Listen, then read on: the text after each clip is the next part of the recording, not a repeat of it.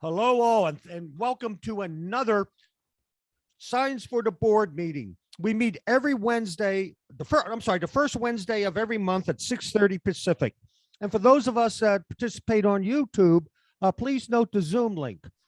Next month, on March 2nd, we're going to have Dr. Hargraves talking on small nuclear reactors. And it's a very interesting topic of small, safe, proliferated nuclear reactors. This month, today, we have a second part 2 of the Neanderthals by anthropologist Corrine Foster. And there's on the chat, there's a link to the first one that was given 2 months ago, if you want to see that afterwards. And also, YouTube viewers, please attend us live and consider giving a talk at some point. Corrine has a BS in anthropology from USC, where she also worked as a teaching assistant in anthro. She has 40 years as an insurance underwriter and kept up in that time with anthropology.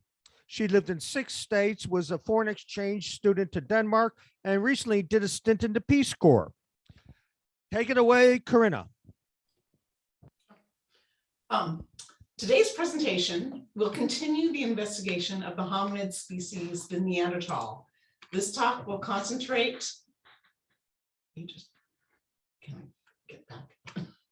This will concentrate on the contribution of art, speech, culture, and the gift of HPV to our species, Homo sapiens. I don't know if those of you listening to my speech today realize that today is a special day. It's 2/22/22, a palindrome date. It seems like it should mean something, but at least now it means that you are going to learn something, hopefully, that you didn't already know about the Neanderthal. In a previous talk, I spoke about the hominid species Neanderthals and the Denisovans, our closest ancient relatives, and how we Homo sapiens lived side by side, interbred with both species, and how they impacted our genes. In my following talk, I've concentrated on the Neanderthal, some of our misconceptions, as well as their physical and cultural contributions to Homo sapiens. This is the second part of my series on the Neanderthal, titled Not Your Average Brute. I will continue to talk about some of the misconceptions that we hold on today about the Neanderthal, as well as what we know about their lives. In part 1 of my series, I covered who are the Neanderthal, where did they live, what did they look like, Neanderthal intelligence and behavior, what did they eat, and part 1 of Neanderthal sex and the Neanderthal. Today's talk, I will cover, did the Neanderthal make art? Could Neanderthal speak? Best celebrated in the Neanderthal culture, and part 2 of sex and the Neanderthal. What makes us human? A lot of people would argue it is the ability of our species to engage in complex behavior, such as using language, creating art, and being moral. But when and how did we first become human in this sense? While skeletal remains can reveal when our ancestors first became anatomically modern, it is much harder for scientists to decipher when the human lineage became behavioral modern. This slide is the hand stencil wall in the cave of Maltroviso in Spain, discovered in 1951. One of the key traits of behavior modernity is the use and capacity to use, interpret, and respond to symbols.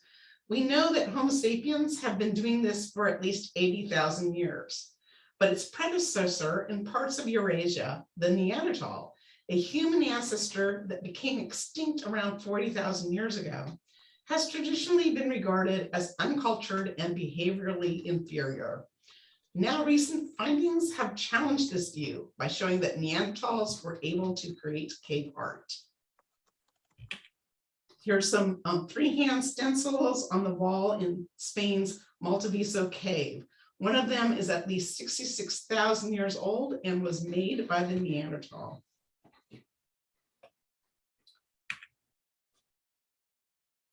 Art is the earliest unambiguous evidence of symbolic behavior, and like language, requires a shared system of meaning in order to communicate its message.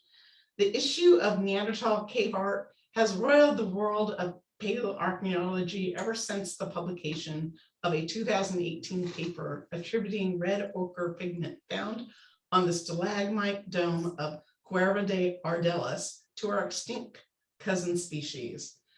The dating suggests the art was at least 64,000 years old, made at a time when modern humans did not inhabit the continent. But this finding was contentious, and some scientists said that perhaps these pigments were a natural thing, a result of iron oxide. New analysis in 2021 by Francisco de Arico revealed the composition and placement of the pigments were not consistent with natural processes. Rather, the pigments were applied through splattering and blowing. What's more, their texture did not match natural samples taken from the caves, suggesting the pigments came from an extinct source. I'm sorry, from an external source.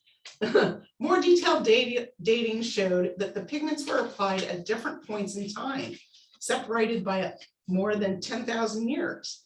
The Spanish cave paintings included hand stencils and geometric shapes created by using red pigment. This supports the hypothesis that Neanderthals came on several occasions over several thousand years to mark the cave with pigments.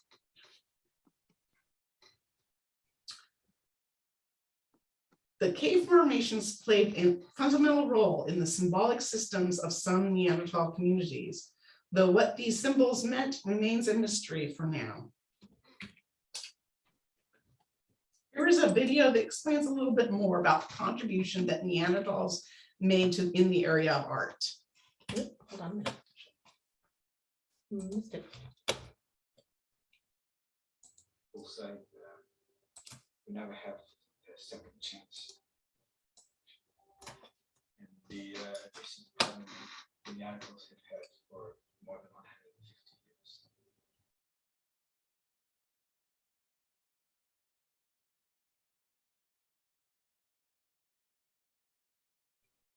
Ever since the discovery of Neanderthal fossils, in the 19th century, Neanderthals have had rather bad press. In fact, the original name for Neanderthals was proposed as Homo Stupidus, the stupid human, and people at various portrayed them rather gorilla-like and full of belief systems. We're hearing it, but we're not seeing anything. No video. I can't even hear it. It's barely audible. Yeah, This panel comprises of various components, so you can see red lines that form squares. These rectangles that form lines can actually see any you working on this, Lori? Yeah. Yeah. Yes, I am. Trying. If Zoom would stop freezing, it'd be super awesome. Try that again. And the audio on this is terrible, so I can't do anything about that. Can you see it now? No, No. they still can't see it. And this is common. We tested this. Let's see. Did you, if you are you pulling this out of the PowerPoint? Are you directly, or Yes. is it's in the PowerPoint? Yep, sure is. What do you have it separately? Can you open it separately? Uh-huh. Why don't you do that? What I do first. And just reselect. All right, can you guys see my screen? Nothing. No. You need to open it somewhere, and then when you so close out of it, close everything up. You know, here. You need to give us back the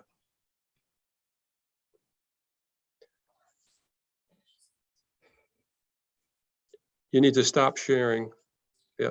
Ever since the discovery of Okay. Stop sharing, I'm not hearing. but we're still seeing women's health care. So we're seeing your There you go. Okay, so now get your video going somewhere on your machine, and then share. Maybe we should turn on closed caption because it's been so quiet there. You want to share now? So then now you want to, once you get it going on your screen, you want to share your screen again and then choose that video as it's playing. Yep, I've got it open. It's Zoom is freezing on me and won't let me share. Neanderthals have had rather bad press. In fact, the original name for Neanderthals was. Oh, Zoom is freezing. That's not good. Stupid human, and people have variously portrayed them rather gorilla-like. Well, maybe we should skip this because it's not happening. What we find here is Neanderthal painting. Oh my God, it picked us up.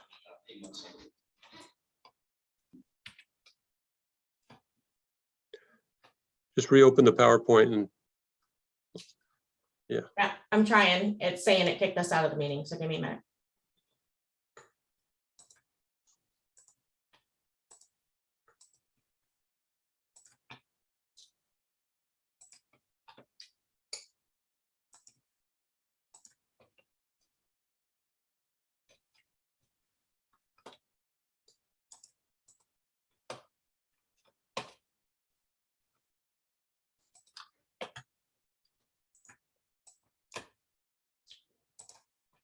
I need a technical difficulties slide. Oh,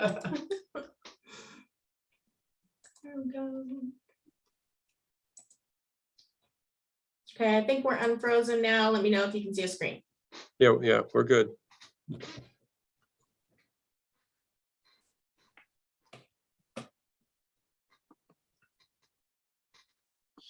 So the Musatarians, by the time the first Homo sapiens arrived in Europe around 45,000 years ago, the Neanderthals had already established their own culture, the Musatarians, which lasted some 200,000 years, chiefly between 80,000 and 35,000 years ago.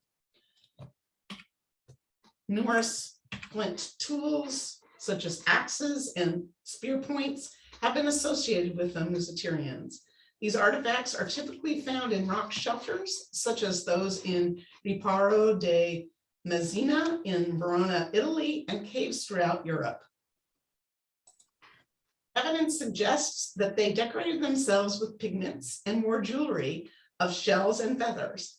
Most recently, a raven bone fragment found in Crimea appears to have been modified by Neanderthals intentionally to display a visually consistent pattern suggesting ornamental or symbolic use rather than mere butchery. And findings from the 336 meter deep Bruniquel cave in southwestern France indicate Neanderthals adequately mastered fire in order to construct an underground space, which must have been for cultural or symbolic reasons. Behaviors previously associated exclusively with modern humans. Both Homo sapiens and Homo neanderthalis moved south following mammoth, red deer, and other game, which were the staples of their meat-based diet.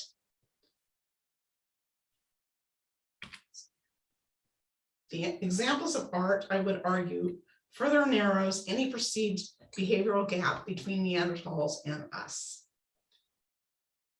Dating cave art, a new era, uranium thorium dating. Unfortunately, we have a poor understanding of the origins of cave art, primarily due to difficulties in adequately dating it. But a new method, uranium thorium dating of carbonate materials, is often a better option.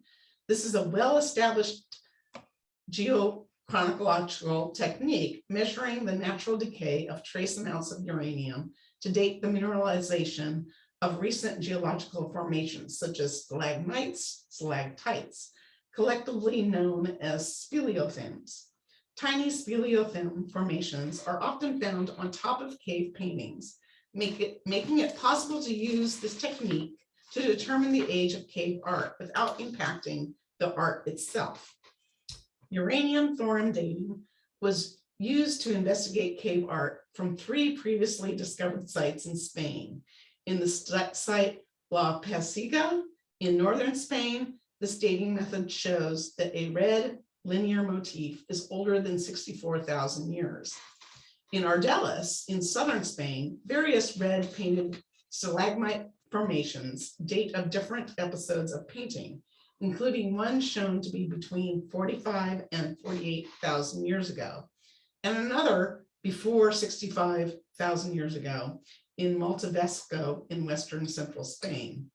The red hand stencil was shown to be older than 66,000 years.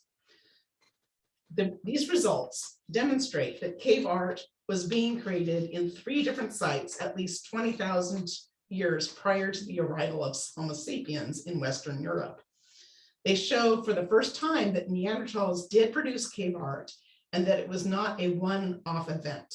It was created in caves across the full breadth of Spain, and that it occurred at multiple times over at least 18,000 year period. Excitingly, the types of the paintings produced, red lines, dots, and hand stencils, are also found in caves elsewhere in Europe. So it would not be surprising if some of these were made by Neanderthals as well. Neanderthal paintings.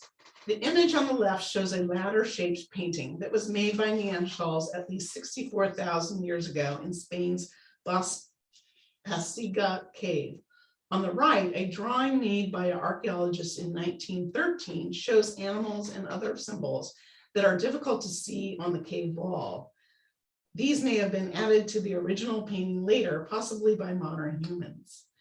We don't know the exact meaning of the paintings, but we do know they must have been important to Neanderthals. Some of them were painted in pitch dark areas deep in caves, requiring the preparation of a light source as well as the pigment. The locations appear deliberately selected, the ceilings of low overhangs or impressive stalactite formations. These must have been meaningful symbols in meaningful places. These results are tremendously significant, both for our understanding of Neanderthals and for the emergence of behavioral complexity in the human lineage. Neanderthals undoubtedly had the capacity for symbolic behavior, much like contemporary modern human populations residing in Africa.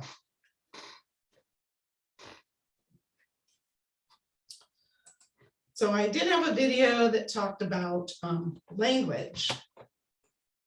We can try, but I We think will it try. froze up my bandwidth last time, so let's see. Neanderthals were a parallel group of humans. Can we see it? extinct Tens of thousands of years ago, but what if before it Yes, happened, and hear it. they asked us for help?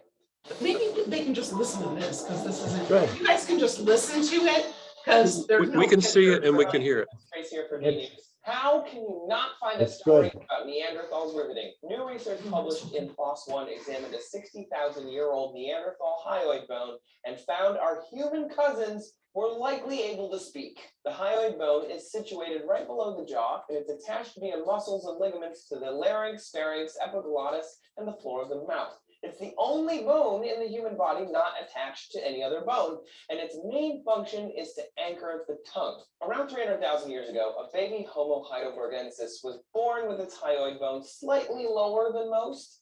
It was attached to the larynx, which allowed this baby a lot more control of both its tongue and larynx as it grew up. The larynx, by the way, usually known as the voice box. Fish, amphibians, reptiles, mammals, birds all have hyoid bones, but only the Homo heidelbergensis had this weird dropping mutation. Both Neanderthal and human descended from the heidelbergensis, us in Africa and them in Europe. All this has been known for a while, but though the Neanderthal had a similar hyoid bone, it wasn't until recently that scientists could show that they had enough brains to make a language. Researchers used new 3D X-ray imaging technology to scan a 60,000-year-old hyoid bone and created a computer model. The model revealed not only the external similarity to modern humans, but also how the internal structures were formed and shaped by the bone's use. The kicker? The Neanderthal bone is indistinguishable from a modern human's, indicating it is highly likely that they used it the same way, which means Neanderthals could talk. This pushes language development in humanoids even farther into the past. It's been shown by paleontological and anthropological studies before that Neanderthals had art, they had tools, they built houses, they formed communities, they even had religion and buried their dead. But this was the strongest evidence yet that this was all done accompanied with verbal language. When the Homo sapien arrived from Africa, we could also speak too, obviously. Though with a smaller skull and wider, shorter noses than the Neanderthal, our speech patterns were likely stronger and more varied. Evolving in warm, sunny Africa, the Homo sapien was better adapted for life on our planet with smaller eyes and a more evolved frontal cortex. The large eyes and bodies of the Neanderthal couldn't really keep up with the Homo sapien. We traveled in larger community groups than Neanderthal and either absorbed or destroyed their population as we spread across Europe and Asia. Regardless of which one though, there are different theories. Every year, more evidence comes out that these Neanderthals weren't just mindless cavemen brutes, but were a parallel culture of evolving beings. Not only were we all talking sooner, but we were perhaps a little more similar than we once believed, which makes the history of these ancient people even more intriguing. I wonder if the ancient Neanderthal and Homo sapien talked to each other? You think there were translators? I mean, we know we interbred and we lived at the same time, so what do you think? Share your musings below and make sure you subscribe. Thank you to everyone who gives. So Danger Will Robinson, they can speak. So when did language evolve? Because language cannot fossilize, scientists have to rely on purely circumstantial evidence when trying to determine the language and speech capabilities of our ancient ancestors. There has been considerable debate about whether Neanderthals had the capacity for fully modern speech. The Neanderthals became extinct about 28,000 years ago, and it is often claimed that a reduced language ability compared with modern humans may have been a factor in their extinction. Evidence for and against their language ability is based on analysis of their skeletal remains and the artifacts that they left behind. Reconstructing sounds from vocal tracts. Is it possible to work out how Neanderthals may have spoken by reconstructing their vocal tracts and then comparing those with modern humans? The vocal tract structure is revealed in the base of the skull. Modern apes, such as chimpanzees, have a flat skull base and a high larynx, whereas modern humans have an arched skull base and a low larynx. Our low larynx allows room for an extended pharynx, and this structure enables us to produce the wide range of sounds we use in speech. Neanderthal skulls appear to be less arched than those of modern man, but more arched than those of modern apes. This suggests that the Neanderthals would have been able to have some speech, but probably not the complete range of sounds that modern humans produce. I found this video interesting to actually try and reconstruct what Neanderthal language might have sounded like. It's not easy to know if Neanderthals could speak, but the first place to start, as always, is with the fossils. So I went back to my own institution, University College London, to meet my colleague, Dr. Sandra Martelli. Sandra has been working with a tiny bone that enables human speech by regulating how air travels through our voice box, the hyoid. There it is. You can see it looks like a horseshoe, and it sits here on your neck like that. So the view we actually have of this head is if I hold that up there. I'm not seeing it. Like that. To discover if Neanderthals were capable of speech, we need to compare our hyoid bone to theirs, but even that has proved surprisingly difficult. The hyoid is one of only 2 bones in our body that isn't attached to any other part of the skeleton, so we can't be certain exactly where it was positioned or what it did in Neanderthals. The hyoid bone is incredibly delicate. As you can see, this one's broken, and I think that's part of the problem with trying to find hyoid bones of Neanderthals. There's actually only one hyoid bone in existence, and that's at Kibara, which is in Israel. I do actually have the Kibara hyoid here. We would have to know where that bone sat, so we cannot know it for sure, but we can actually make an educated guess in putting that hyoid where we think it should be, so it looks like a modern human. so that the sounds actually can alter fast. Because we are very good at saying things like a, e, o, u very quickly. All languages, modern languages, have e and u in them. So the trick is to find out if the Neanderthals could do those You know, two sounds. we aren't seeing anything, by the way. Understand. We know you've got audio. Okay, got it. To see if they could have And produced those sounds. there is a closed caption option if you have. Here is your vocal tract, and then the computer can compute what air streaming through here would sound like. And they have actually produced some sound files for that. All right, so these things have been dead for 37,000 years, and we're about to hear what they might have sounded like. I'm giving you first the sounds that the model produces when we configure it to do a human. E, U. This is how the computer sounds when it says "eu." It's not very melodious, but that's the thing. Now, this is actually what the model does when we tell it it's a Neanderthal now. E, U. Can you play that again? E, U. So the Neanderthals have done it. They're speaking. The E and the U were really clear. I'm sure you heard that. I'm happy to play it again. E, U. The the R, that sounds very different. Do you know, I love how all of us right now are trying to do these sounds in our heads. It's like prehistoric lip sync battle or something. So they're quite similar. So here's your human. E, U. Neanderthal. E, U. Human again. E, U. Neanderthal. E, U. Neanderthal. E, U.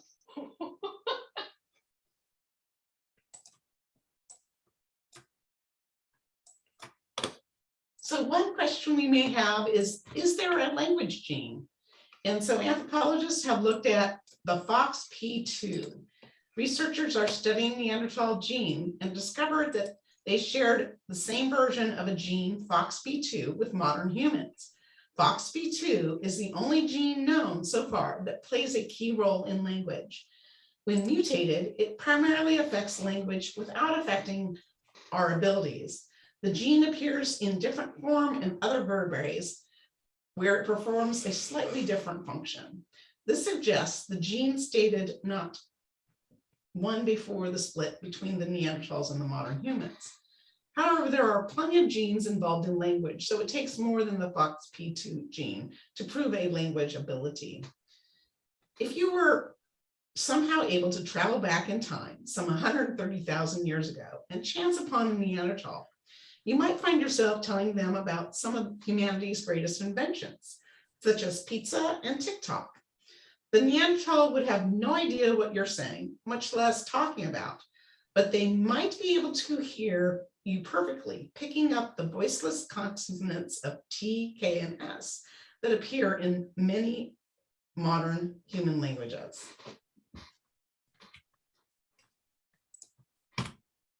The ear of the Neanderthal.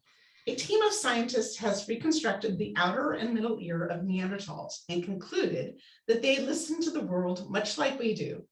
Their study, published in Nature, Ecology, and Evolution, found that Neanderthals had an anatomical ability to perceive a similar range of sounds as modern Homo sapiens, including upper speech frequencies that mainly involve consonant production. Any insight into how Neanderthals heard can offer new clues into one of the most debated, unresolved questions about whether about the ancient hominid, whether Neanderthals could speak. Hearing and speech are often coupled in the animal kingdom. It would be meaningless for an animal to produce a frequency that can't be heard by members of the same species. It is satisfying to find further confirmation that Neanderthals really were Neandertalkers. But it is difficult to draw sweeping conclusions from a single fossilized bone, let alone one untethered from the skeleton and no longer held aloof with long lost soft tissue. We don't get a lot of preserved Neanderthal tones.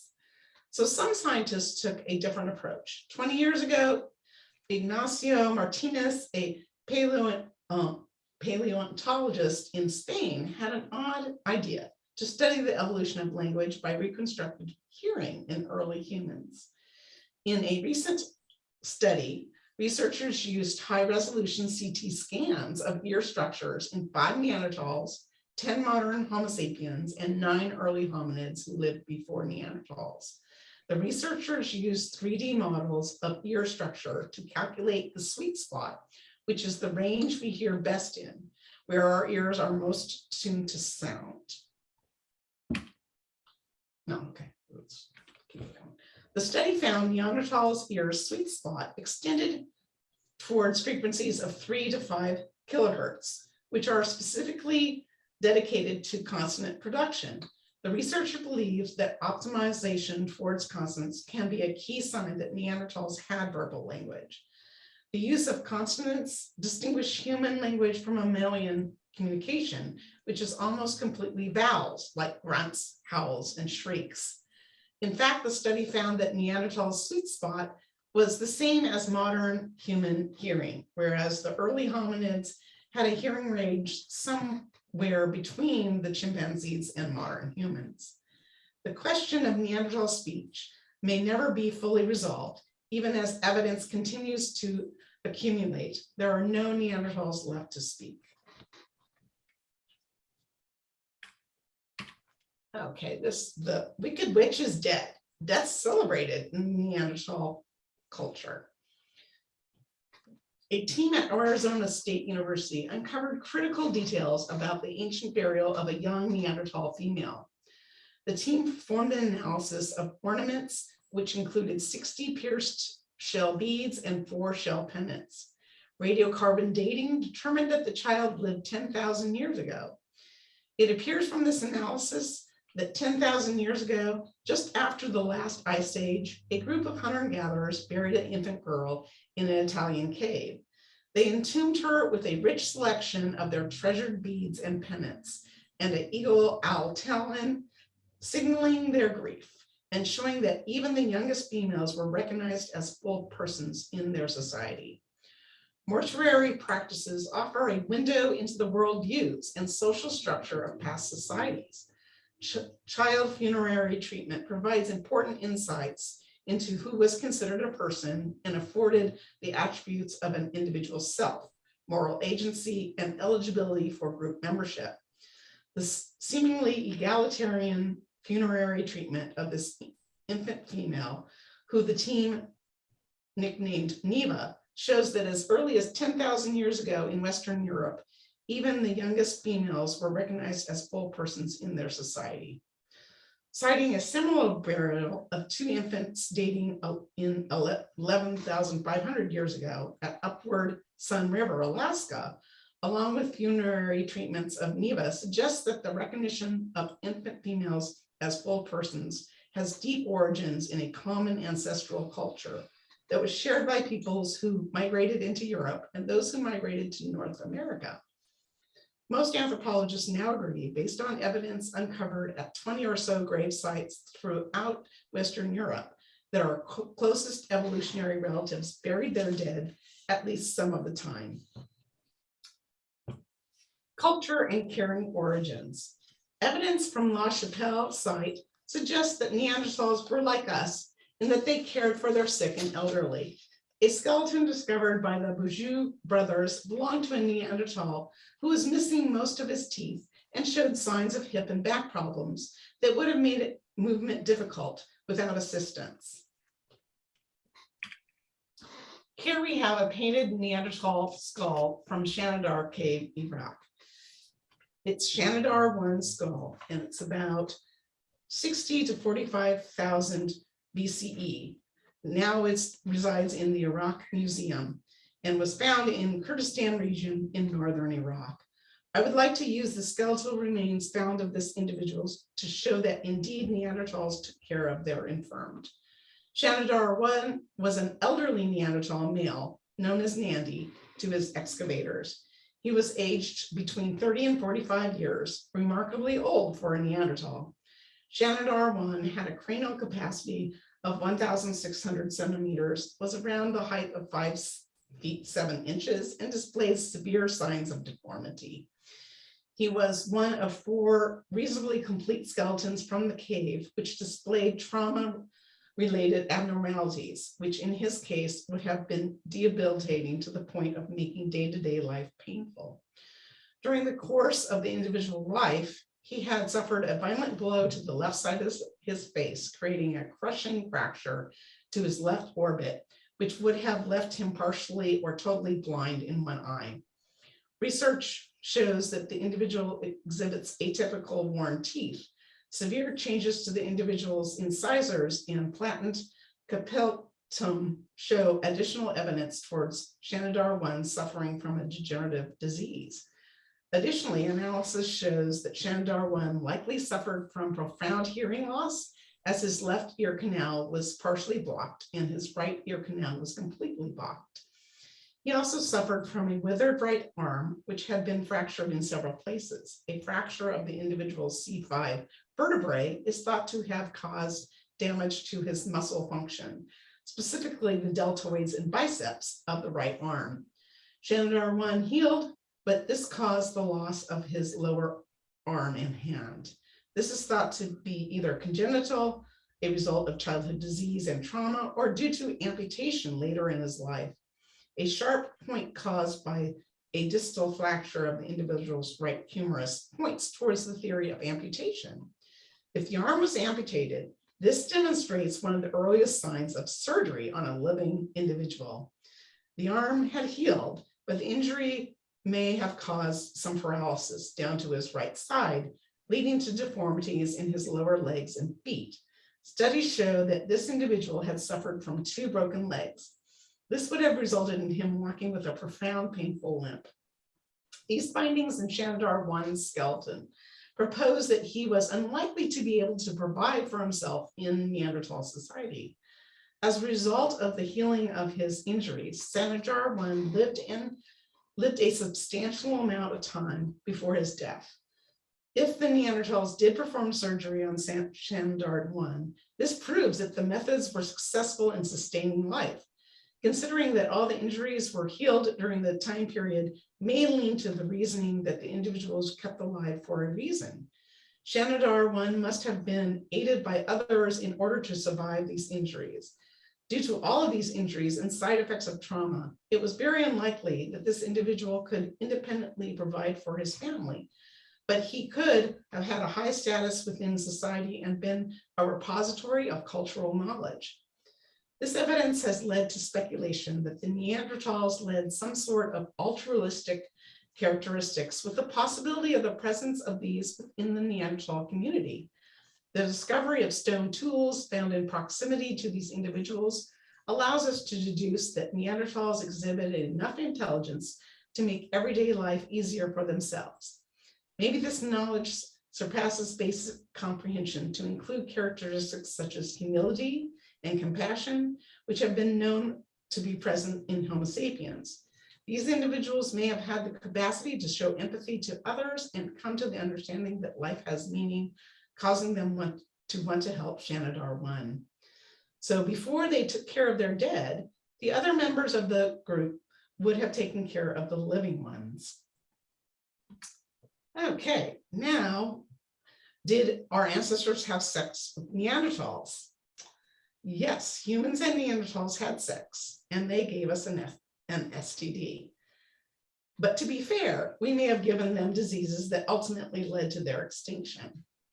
It has been known for decades that Homo sapiens and Homo neanderthalis lived side by side in several locations. It appears that the 2 groups exchanged more than pleasantries. For some carnally inquisitive minds, however, mere knowledge of these encounters isn't enough. Some of us apparently want to know the details. Scientists have been very busy piecing together information about our ancestors' prehistoric sex lives. Among the many insights into Neanderthal sex life is information on kissing. They probably did it. Sleeping around, they probably did that too. And STDs, we probably got HPV from our ancestors, Neanderthals hookups, but we gave them herpes in exchange. I would like to discuss the interesting history, this is 24. Yep. History of the human papillomavirus, also known as HPV. It can be a sly little invader. When it infects us, the tiny pollen-shaped virus burrows into the skin and mucous membranes and can cause genital warts and cancer. For many, the infection clears up on its own, but in some cases where it persists, the virus can live in the body for years, silently spreading to other people through unprotected sex and cause cancer in the cervix, throat, and anus. New evidence suggests Neanderthals or Denisovans, another extinct near-human species, may be to blame for introducing a variant of the disease, specifically a cancer-causing strain, HPV-16, to humans. Recent evidence in genetics has found that humans had sex with Neanderthals and Denisovans many times in our history. In those times, there was no safe sex. Everything was transmitted. A few years ago, Ville Penmanoff, a virologist at the, and I don't know how to pronounce this, Karolinski Institute in Sweden, was studying the sexually transmitted infection, papillomavirus HPV, when he noticed something odd. Papillomaviruses are found everywhere among animals, including bears, dolphins, turtles, snakes, and birds. In fact, they're found in almost every species that has been studied for their presence. Among humans alone, there are more than 100 different strains in circulation, which are collectively responsible for 99.7% of cervical cancers worldwide. Of those, one of the deadliest is HPV-16, which is able to linger in the body for years as it quietly corrupts the cells that it infects. But there is a clear divide globally between where certain variants of the virus are found. Across the majority of the planet, it's most likely you'll encounter type A, while in sub-Saharan Africa, most people are infected with types B and C. Intriguingly, the pattern exactly matches the distribution of Neanderthal DNA worldwide. Not only do people in sub-Saharan Africa carry unusual strains of HPV, but they carry relatively little Neanderthal genetic material. To find out what was going on, Penmanoff used the genetic diversity among type A today to calculate that it first emerged roughly 60 to 120,000 years ago. This makes it much younger than the other kinds of HPV-16, and critically, this happens to be around the same time that early modern humans emerged from Africa and came into contact with Neanderthals. Though it's hard to prove definitively, Penmanoff believes they immediately began swapping sexually transmitted diseases, and the split in the variants of HPV-16 reflects the fact that we acquired type A from their ancestors. Based on the way HPV viruses are spread today, he suspects that the virus wasn't just transferred to humans once, but on many separate occasions. It is very unlikely that it just happened once, because then it would most probably be not survive. Further, says Penmanoff, the sexual encounters must have been rather typical in Eurasia, in areas where both human populations were present. Intriguingly, Penmanoff also believes the acquisition of type A from Neanderthals explains why it's so cancerous in humans. Because we first encountered it relatively recently, our immune systems haven't yet evolved to be able to clear the infection. In fact, sex with Neanderthals might have left us with a number of other viruses, including an ancient relative of HIV, but there's no need to feel resentful towards these long lost relatives, because there's also evidence that we gave them STDs, including herpes.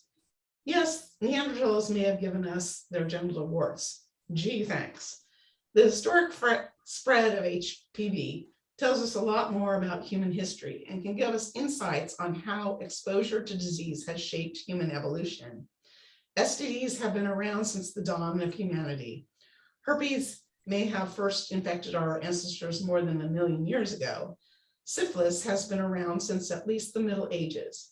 It is possible STDs are what encourages humans to stick to monogamous pairings. The real big picture is that our history, our evolutionary history, is a lot more complex than we thought 5 to 10 years ago. The fact that we interbred with other species can explain how humans acquired new genes after leaving Africa. But it's important to know that Viruses can drive our evolution as well, and our history is also the history of our pathogens. Perinoff's study also raises questions about what happened to the Neanderthals. If we contracted HPV from them, what did they get from us? It's possible that humans spread diseases that brought about their extinction. Researchers at Cambridge and Oxford universities published a paper that suggests that Neanderthals may have been particularly susceptible to germs that cause stomach ulcers and herpes. The HPV we got in return is a nuisance, but not a threat to our existence. Today, HPV is responsible for nearly all cases of cervical cancer and can also cause cancer in the throat and anus. And HPV is everywhere. The Centers for Disease Control and Prevention finds that about 80 to 90% of sexually active men and women will be exposed to some form of HPV in their lives, though not all strains cause cancer. In all, HPV is thought to cause at least 30,000 cases of cancer a year. Genetics is helping us fill in the long forgotten gaps of human history. Remember this, the humans who had sex with Neanderthals were real people, and their genital warts and cervical cancers were just as real and devastating as they can be to us today. In conclusion, we often dismiss our extinct cousins as brutish cave dwellers, and the word Neanderthal is thrown about as a dig at people who have outdated ways of thinking. The nature of the Neanderthal life presents a compelling case that they behaved symbolically, wearing jewelry, making cave art, and burying their dead. These revelations have helped emancipate Neanderthals from the long-standing perception that the early humans were primitive brutish, a myth partly rooted in racist ideology. We are learning Neanderthals were just as innovative and sophisticated as we fancy ourselves to be, raising questions about what it means to be human. They were capable of artistic expression. It is perhaps also now a time that we move beyond a focus on what Homo sapiens and how Homo sapiens and Neanderthals were different. Modern humans may have replaced Neanderthals, but it's becoming increasingly clear that Neanderthals had similar cognitive and behavioral abilities, that they were in fact equally human. So that's the end of my talk. Any questions, anything that interests you?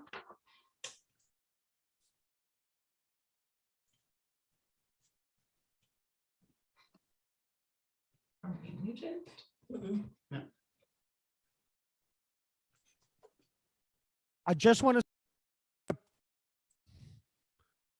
to say, since you have a picture of me, Neanderthals, their brain size was larger than Homo sapiens. Isn't that correct, Corrine?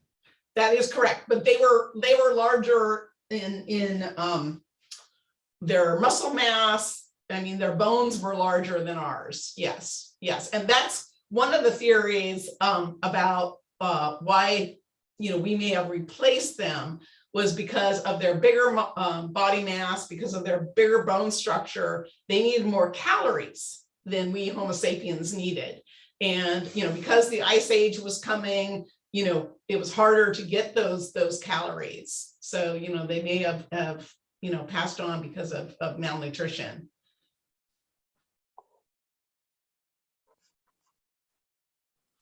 Hi, this is Dan. That was really good. I'm a bit of a novice Neanderthalite myself.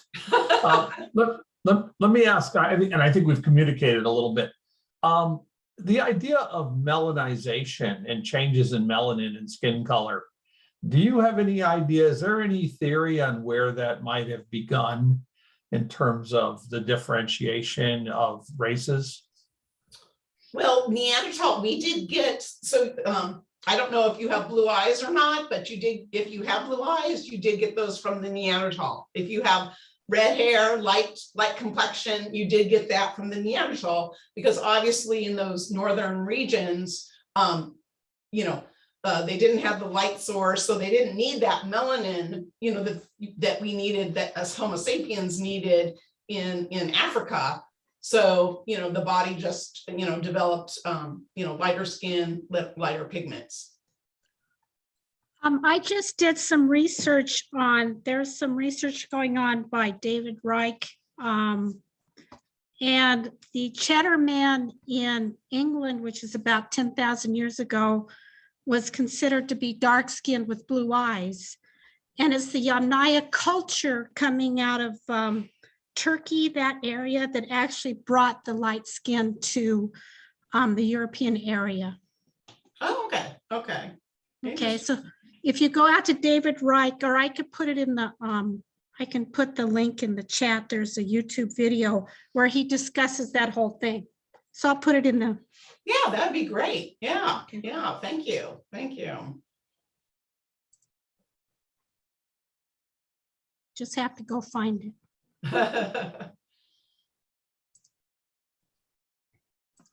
I find it amazing that they can take such little bit of data and come up and draw some of these conclusions. I have to think that a lot of this is still quite active science, and nothing is cast in stone. Yes, yes. Anthropology is a pretty young science. That's why it always intrigued me, because you're right. You know, we're learning new things all the time. And like any science, you know, our ideas can change and evolve. So yeah, we're finding new things all the time. I'm surprised you said that, Bruce. You and I have extrapolated from one data point many times. And we've been wrong more often than we've been right. We've been right enough to be successful occasionally. And if I could add, there's one other thing. When we took art appreciation, I think they gave cave art about 8 minutes of discussion. And by you bringing it up and thinking about it, and I actually saw some cave art in a cave in Spain. Oh, it was really fantastic. Yeah, it was like I got to hold the lantern. It was the pregnant mare. I can't remember which cave it was in down in the White Villages area. But you know, the idea that they're trying to express themselves on something other than just the moment is really kind of astounding. Mhm. And looking at it and thinking about it, I've often wondered how much education is wasted on the young, in that they just don't understand these kinds of things, and the idea, you know, of what this really meant for them to be doing this, and it's everywhere. I mean, I just visited an Indian ruin that had marks that were made 8,000 years ago in near Sedona, Arizona, and it's amazing that, you know, people just tried to make some sort of imprint that would demonstrate that. It's just you know, it's hard to think about, you know, what were they really trying to say, and what did they mean, and you know, were they just bored, you know? I don't think so. You know, I think they were bored. They didn't have video games. They didn't. But like I said in my talk, you know, some of these paintings are way deep in caves where, you know, they had to, you know, have fire. And so, you know, I think they were a little bit more important than just, you know, hey, I'm doodling, and I think they were symbols of something that meant something to them, that they wanted to express, right? Yes, yeah. Or it was being bored eventually turning into an art form, which I think is what the totem poles were, is that guys were sitting around in these big log houses with these big logs, and they started carving things, and eventually it turned into an art form. So, yeah, but the whole idea that things like that could evolve, and it wasn't just marks and things, just yeah. Right, right. Well, I have a kind of specific question about the timing of things. Were Neanderthals around longer than human beings? Yes, yes, that's what I've been trying to, right. I didn't say it exactly, but yes, yes. Quite a bit longer, because I think human beings are 160,000 years ago, and you've been saying close to 300,000 or 4. Right. So my understanding is that in order to survive, and in the way people's teeth evolved and whatnot, I've just reading Bill Bryson's book on the body, that they had to they being able to cook your meat Right. and your food, Yeah. right, and process your food in some way other than just grabbing it and chewing on it was one of the big changes for Homo sapiens and presumably Neanderthals. Exactly. Yeah, it gives us, if we cook our food, it gives us a lot more calories. It's much easier to digest. Yes, yes. And then we need that for our brain. Our brain uses a lot of energy. And so, yeah. Isn't that, so that's a huge differentiator, because I don't think any other species on the planet does that. Right. Yeah. No other species needs to feed a brain as large. Yeah, exactly. And yeah. Yeah. One of the other things that's come out in, I just read a book called Breathe, where they talk about the nasal pharynx and how we used to do a lot more chewing than we do now, and that our palates have gotten smaller and our wisdom teeth are now crowded out, and our palates are narrower and we can't breathe and we snore and all these other things. It's all due to all that. It's all basically because of cooking and softening food so that we don't have to chew like we used to. And you know, you only have to go back 1,000 years to see the differences in the skulls and how they've changed. Yeah, so I mean, some of that cultural, yeah. Oh, Paul's just saying that Homo sapiens may have been around even longer than we think. Than we were saying. There was a skull found in Morocco a couple of years ago that dates to 300,000 years. Okay. Very near. And so where did they coexisted? Because the Neanderthals basically became extinct about 40,000 years ago, right? Correct. Oh yeah, we definitely coexisted. Yes, For a long time, long periods of time, intermated several different locations. Yeah.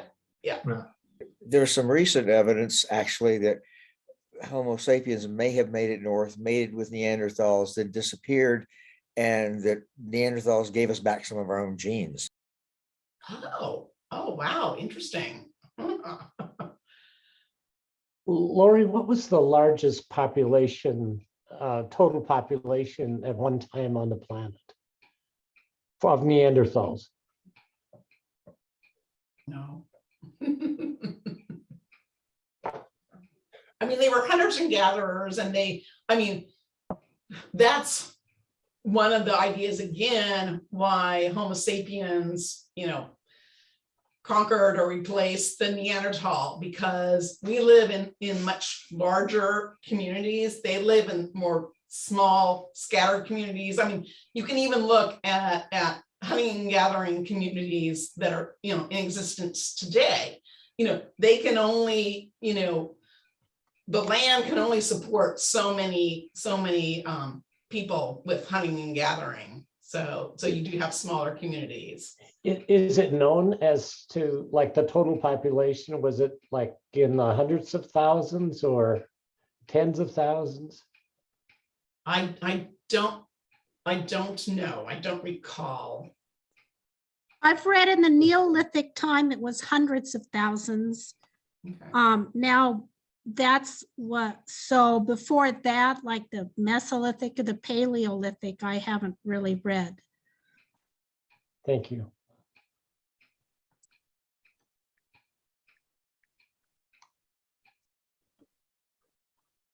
Well, Some shall we call it a fantastic day? questions. You guys, I always love your questions, it really makes me think. Thank you so much for being engaged in this, topic that's not your typical, science talk. Yeah, well, thank you, Corrine, and you've done several of these now, and then I certainly have learned a lot more, and now I've been reading up on this when I see it, whereas before it was like, right, never thought about it before. Right. So very fun. Yeah, that's a lot of what we get on Science for the Board. Is there, next time we're going to be talking about small reactors, and that's a very, very important topic. And the knee-jerk reaction typically is you're either nukes or no nukes. And we're going to hear from somebody that really knows, well, it's his life's work. So I think it'll be a lot of fun to be here next week to hear Mr. Hargraves. So thanks for coming, and let's give Yes, a hand. not to correct you, Bruce, but it's next month, not next week. Oh, next month. Yeah. Sorry. And these nukes produce no CO2. That's good. Yes, we're still doomed, but We'll find some other way to kill ourselves, but let's give a hand to Corrine. Thank you very much.